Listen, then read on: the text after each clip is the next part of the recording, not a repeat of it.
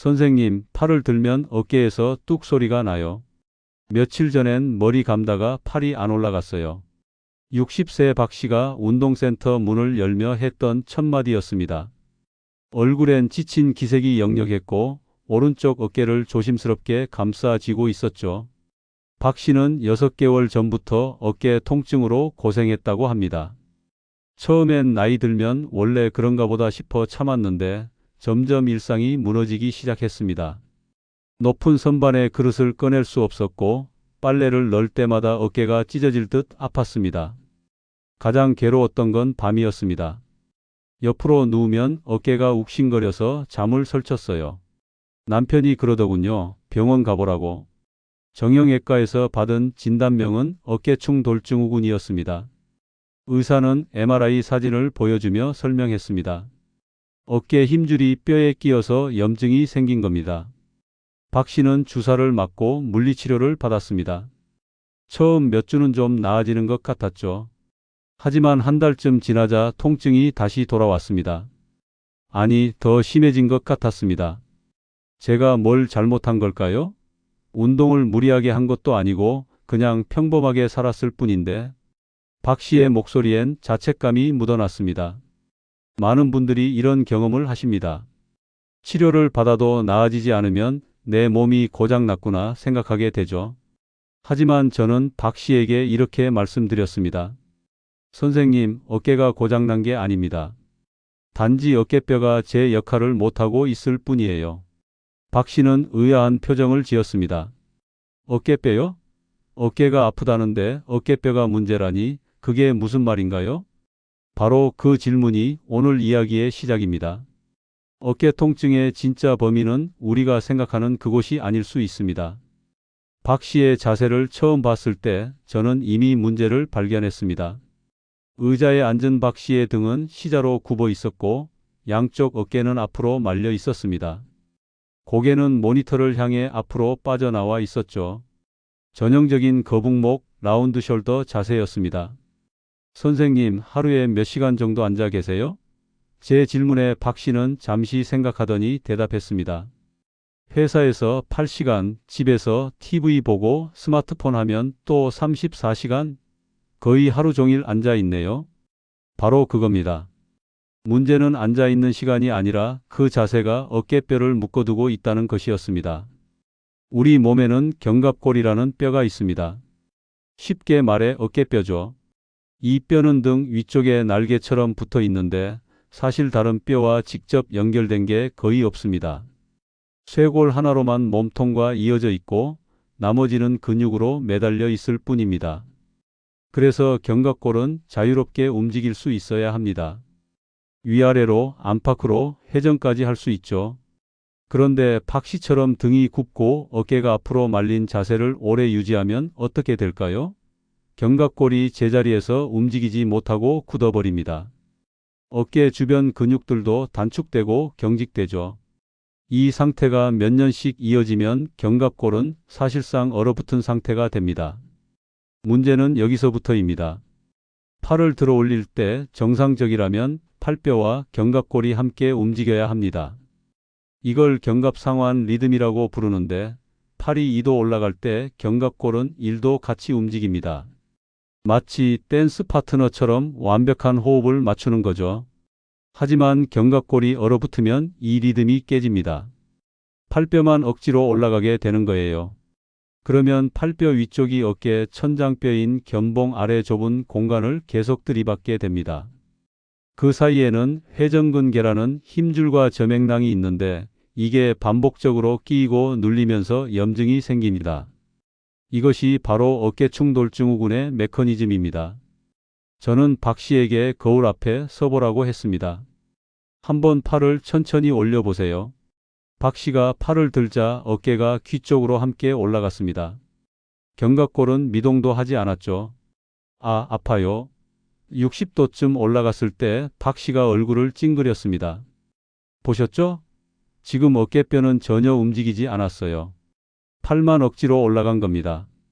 박 씨는 놀란 표정으로 자신의 어깨를 만져봤습니다. 정말 그러네요.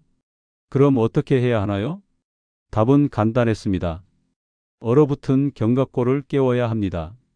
선생님, 지금부터 팔을 올리는 게 아니라 어깨뼈를 움직여 볼 겁니다. 제 말에 박 씨는 어리둥절한 표정을 지었습니다. 어깨뼈를 움직인다는 게 무슨 뜻인가요? 팔을 올리는 거 아닌가요? 많은 분들이 이렇게 생각하십니다. 팔을 들어 올리는 건 팔의 일이라고요. 하지만 팔이 자유롭게 움직이려면 먼저 견갑골이라는 무대가 제대로 세팅되어야 합니다. 저는 박 씨의 등 뒤에서 견갑골을 손으로 가볍게 짚어보았습니다. 여기 느껴지시죠? 이 뼈가 지금부터 움직여야 합니다. 첫 번째 동작은 간단했습니다. 양손을 허리에 올리고 가슴을 활짝 펴는 자세였죠. 어깨를 뒤로 당긴다고 생각하지 마시고 양쪽 견갑골을 등 중앙으로 모은다고 생각해 보세요. 박 씨가 천천히 시도했습니다. 처음엔 어깨만 뒤로 젖혀졌습니다. 아니에요. 힘을 빼고요. 견갑골만 살짝 안쪽으로 미는 느낌이에요. 세 번째 시도 끝에 박 씨의 견갑골이 미세하게 움직였습니다. 뭔가 등에서 뭉친 게 풀리는 느낌이에요. 바로 그겁니다. 오랫동안 굳어있던 근육이 깨어나는 첫 신호였죠. 두 번째 동작은 견갑골 슬라이딩이었습니다. 벽에 등을 대고 서서 팔을 90도로 구부린 채 천천히 위로 올리는 운동이었는데 핵심은 이거였습니다. 팔을 올릴 때 견갑골도 함께 위로 회전해야 해요. 마치 날개가 펼쳐지듯이요. 처음 박 씨는 이 감각을 전혀 잡지 못했습니다. 팔만 억지로 올라갔고 60도쯤에서 다시 통증이 왔죠. 저는 박 씨의 견갑골을 손으로 살짝 밀어 올렸습니다. 이 방향으로 어깨뼈가 따라가야 해요. 그 순간이었습니다. 박 씨의 팔이 90도를 넘어 120도까지 올라갔습니다. 그것도 통증 없이요. 이게 뭐죠? 박 씨는 깜짝 놀라 눈이 커졌습니다. 지금 제가 뭘 한 거예요? 저는 웃으며 대답했습니다. 아무것도 안 하셨어요. 단지 견갑골이 제 역할을 했을 뿐이죠. 그날 박 씨는 30분 동안 견갑골 움직임만 연습했습니다. 팔은 단 한 번도 무리하게 들어 올리지 않았죠. 대신 견갑골을 위로, 아래로, 바깥으로, 안쪽으로 천천히 움직이는 연습을 반복했습니다. 운동이 끝날 무렵 박 씨는 신기하다는 표정으로 말했습니다. 어깨가 시원해요. 이상하게 뻐근함이 좀 풀린 것 같아요.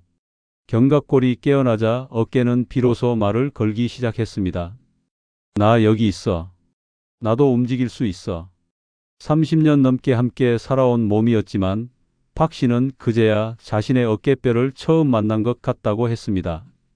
2주 후 박 씨가 다시 찾아왔습니다. 표정이 달라져 있었습니다. 선생님, 신기한 일이 생겼어요. 머리를 감는데 팔이 올라가더라고요. 예전엔 샴푸통 잡는 것도 힘들었는데 목소리에 설렘이 묻어났습니다. 하지만 아직 끝이 아니었습니다. 견갑골이 깨어났다면 이제는 그 리듬을 일상 속에서 자연스럽게 유지해야 했습니다. 저는 박 씨에게 기능적 통합 운동을 시작했습니다. 단순히 어깨뼈만 움직이는 게 아니라 실제 생활 동작 속에서 견갑골 리듬을 체화시키는 훈련이었죠. 첫 번째는 선반 닫기 동작이었습니다.